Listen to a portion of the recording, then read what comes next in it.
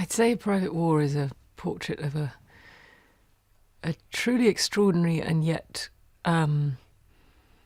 recognisable woman. A woman who is brilliant, brave, courageous, but also, has the same troubles, anxieties and flaws that any of us do.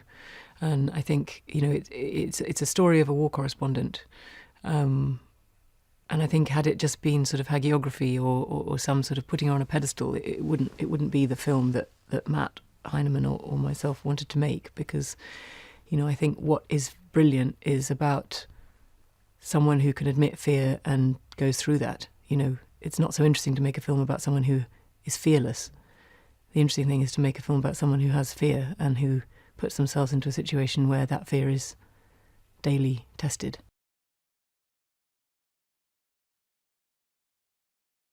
It's also, I think, a film about journalism.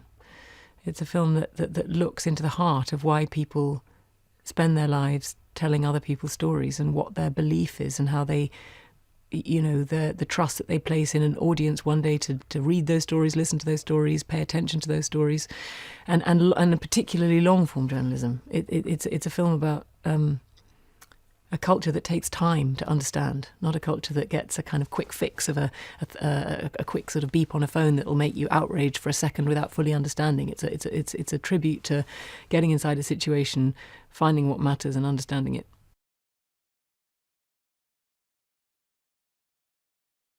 I think it's also a tribute to, to journalism in its noblest form. Journalists can get a lot of flack sometimes, tabloid journalists and journalists who hound people and, underhand journalists. But there are truly noble journalists out there who are telling the stories that really matter. And this is a film to do honour to them.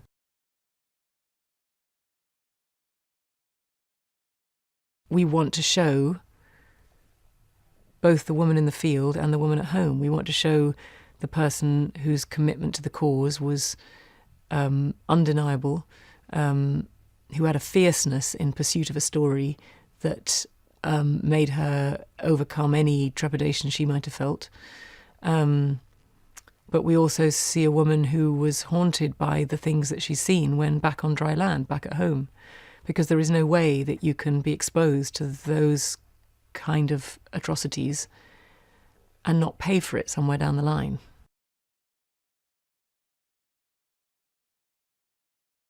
We also try and include Marie's wonderful, vivacious spirit. This was a woman who, entered a room and everybody was transfixed by a sort of glamour, but it was a glamour that came with a total conviction of purpose, a kind of person who was funny, who was outspoken, who was irreverent, who didn't take herself too seriously, and yet, of course, we know she took her job, passionately seriously, was the life and soul of a party, but also of a conversation, whether it was, a light moment at a party or whether it was in sort of fevered intellectual debate. She was committed 100%. You got all of her all the time. And that energy was infectious.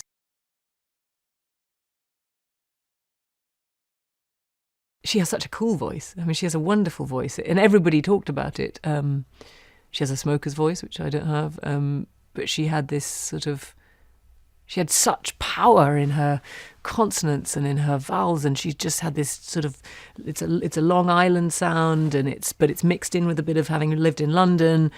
She's a great storyteller, great raconteur. She just has there's a muscularity to the voice, which is... I love doing it, and it just, it was a joy to be her.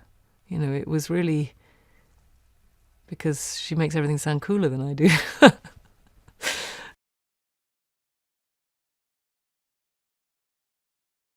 The fallout from the war zones happens when she's alone at home. So there was a sort of energy driving her, and me playing her, filming all the war zone scenes, which in London I had to confront the cost of. I had to confront the cost of everything she'd seen, and I had to go to potentially her darkest places, actually, in London. the loneliest part of paying for what you've seen and paying for the truths you've told.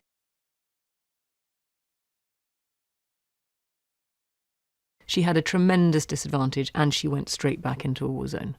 I mean, there is no way, you have you do not have your full vision. Maybe not, it's not quite 50% because you've got some, but I mean, you are very, very vulnerable on this side. And Paul Conroy, will testify that he had to literally watch her back, and, they could get blindsided, literally something happened on Marie's blind side.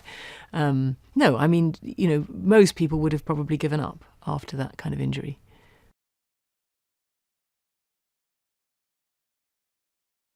Jamie was absolutely perfect for Paul because he got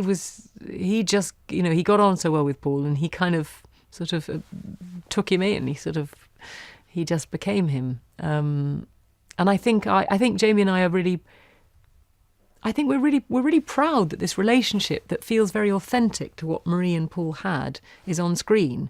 It's not like you're expecting there to be a flirtation or there to be a romance. It genuinely is what it is. It's an intense friendship under very intense conditions that leads to a pretty extraordinary bond. But it's not something you see very often on film. It's not, will they, won't they, or is there a bit of sexual tension there? No, there isn't. It's what it is. It's solidarity. It's trust. It's complete. It's having each other's back through and through.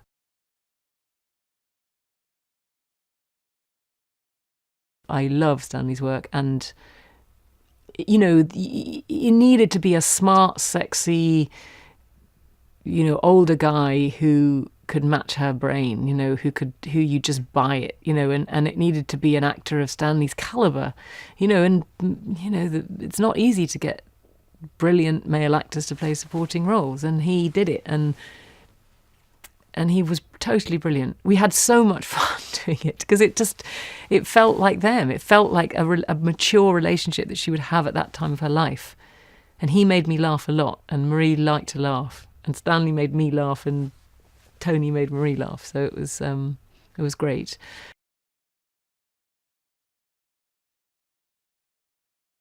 Tom Hollander,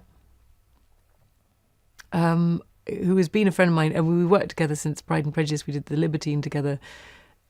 It was such a joy to work with him again because I love what he does. I love his subtle, the subtle way can be humorous, cutting. He can be manipulative. He can be charming.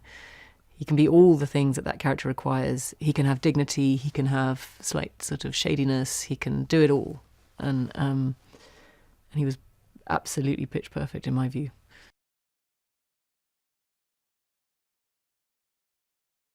Matthew is an extraordinary filmmaker, full stop. And it's interesting, it doesn't really matter whether he's doing drama or documentary. It's his storytelling capabilities. It's the way he edits. It's the way he gets inside a mind of his character. And I think he treated me as Marie in the same way as he treated those men from Raqqa in City of Ghosts. I think he... and it was very interesting for me to see a film of mine that's been edited by someone who's done documentary, because I felt probably, maybe for the first time, that probably every frame of footage has been watched. And he's taken every single little thing that all those... It's the spaces between the words that really speak in a way, isn't it?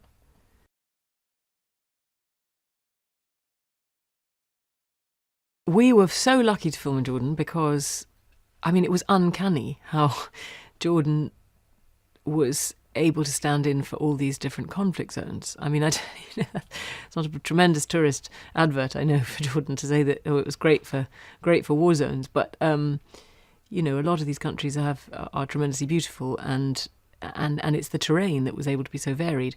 People were most amazed that we were able to replicate Sri Lanka in Jordan. Even Jordanians, when we went to the forest that we filmed the Sri Lankan village in, Jordanians were saying, I had no idea this existed in our country.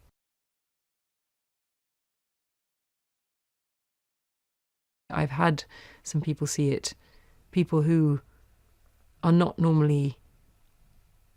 short of words, who've found that it's affected them, the story, I mean, in a way that has left them with some sort of profound feeling of anger, confusion, sadness, mixture of all sorts of complicated feelings, I think, which is a lot of the complicated feelings I felt making the film. So I guess, that's not surprising.